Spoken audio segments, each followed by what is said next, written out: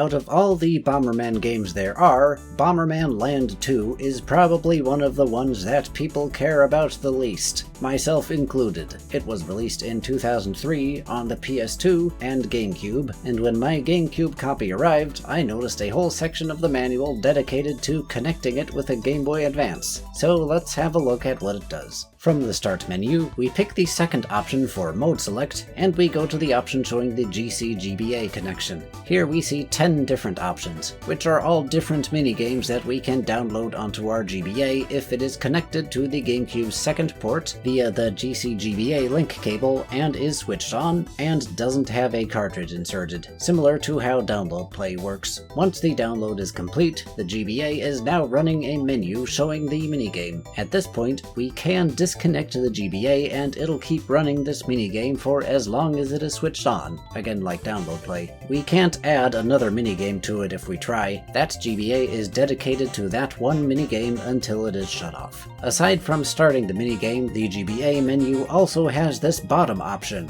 It actually allows us to copy the same minigame from one GBA to another, up to 3 extra consoles at once. Same rule here. Once finished, the other GBAs can be disconnected and are just running the same thing the first one was until they are shut off. Theoretically, you can shut one off, change the batteries, and copy the minigame onto it from the other console and keep the chain going for as long as you have at least one console running it at any given time. Now, how to capture clean footage of this? Option 1, use questionable computer programs. Option 2, use a third-party GBA capture device or a reverse-engineered GBA or something of that ilk. Option 3, seeing how Game Boy Player exists, which makes your GameCube function as a GBA, you could theoretically have 2 GameCubes, one running Bomberman Lands 2 and the other running Game Boy Player to download it that way. Or Option 4, download a minigame onto the GBA, shut down the GameCube, switch out the disc for Game Boy Player, then download the minigame from the GBA back onto the GameCube, and there we go. I am now running the GBA downloaded minigame on my GameCube. And yes, I'm aware Game Boy interface would be better, but I just haven't messed with the GameCube homebrew yet. That out of the way, what do we actually have here? Well, it's a minigame. For the uninitiated, the Bomberman Land games are essentially minigame collections, often with a campaign that features Bomberman exploring a theme park and playing a bunch of minigames. Usually it's the same minigames reoccurring in each game, so this is by far not the first time we've seen this log jumping minigame, or this tower hammer one, or this katana slice minigame. There's also some very generic stuff like a slide puzzle and mastermind. Sometimes one minigame will have different difficulties, and here we have 10 minigames from Land 2 that can be put onto a GBA, including all difficulty variants. We get a score when we lose the minigame, and if it beat the high score, then we just got a new high score, which is shown here in the menu. There is one high score for each difficulty setting. Copying the minigame from one GBA to another will also copy the high score to the new GBA, so if you're daisy chaining the minigame with a bunch of your friends, you can try to compete with each other for the high score. It will be lost when everyone shuts their console off though, and there is no way to copy the high score back onto the GameCube game. This number in the bottom right of the GBA menu will increment every time you download this to another console, but I haven't tested if there's any cap to it. It is notable that about 3 months after the release of the GameCube version of Land 2, Bomberman Jetter's game collection on the GBA was released, which consisted of a whole bunch of Land minigames but with Jetter's characters this time, including some of the ones that were downloadable on GBA from Land 2. In fact, Jetter's game collection supports the same function of downloading from one GBA to another, so I suppose it makes for an interesting comparison.